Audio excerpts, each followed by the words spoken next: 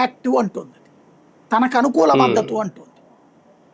అది నిజమా కాదా అన్నది తేలుతుంది రేపు తేలిపోతుంది.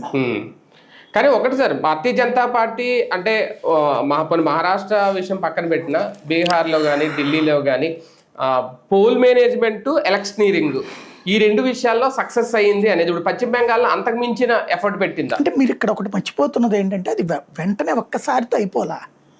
బీహార్ ఎప్పటి నుంచి అది 20-25 ఏళ్ల నుంచి వేసుకుంటే ఇప్పటికీ సింగల్కి వచ్చింది. రెండోసారి ఇది సింగల్గా మెజార్టీ దానికి రావడం. కానీ అధికారానికి కావాల్సిన మెజార్టీ రాలేదు. ఇప్పటికి కూడా చూసుకోండి, అక్కడ సగం సగం పోటీ చేశారు కానీ చాలట్లేదు. ఒరిస్సా సేమ్, ఒరిస్సాలో సింగల్గా వచ్చింది అక్కడ. కానీ ఎక్కడికక్కడ ఏ రాష్ట్రం పాలసీ ఆ రాష్ట్రమే బేసిక్గా. బెంగాల్లో ఆ 15 ఏళ్ల నుంచి కొట్టుకుంటే ఇప్పటికి ప్రతిపక్షానికి వచ్చింది. ఈ ట్రిప్ అధికారంలోకి రావడానికి నానా తిప్పలు పడుతుంది. అది దానికోసం ఎంతోమంది కార్యకర్తలు చచ్చిపోయారు.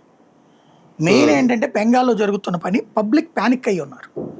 మీరు ఇక్కడ మన వాళ్ళని ఎవడు కోటేస్తామంటే అందరూ పేర్లతో సహా వివరంగా చెప్తారు.